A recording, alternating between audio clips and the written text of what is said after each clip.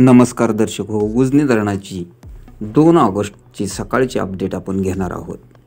दौंडकडून येणारा विसर्ग काल सायंकाळी किती होता आणि आता किती आहे, भीमा नदी पात्रात काल सायंकाळी किती पाणी होते, आज सकाळी किती विसर्ग सोडलेला आहे आपण पाहणार आहोत। त्या अगोदर आपण ATN मराठी चॅनलला सबस्क्राईब केले नसेल तर सबस्क्राईब करावं, मिळवत राहा ताज्या व महत्त्वपूर्ण अपडेट।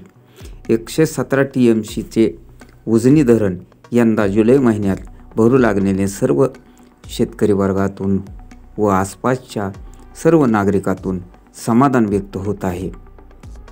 मात्र सोलापूर जिल्हा परिसरामध्ये शेती पिकांना काही भागात तर ग्रामीण भागात पाऊस नसल्या कारणाने खरीपाची पिके अगदी धोक्यात आलेली आहेत।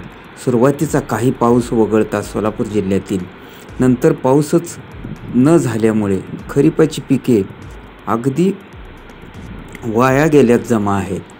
तर आता पावसाची अपेक्षा लावून इथला बळीराजा बसलेला आहे।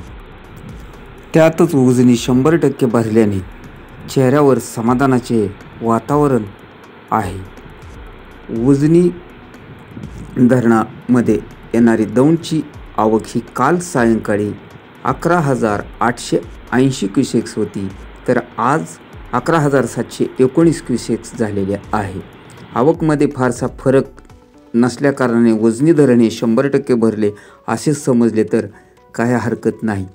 भीमा नदीत काल सायंकाळपर्यंत 20,000 क्युसेक्सचा विसर्ग सोडण्यात येत होता, तर आज मात्र 10,000 क्युसेक्सचा विसर्ग सोडण्यात येत आहे।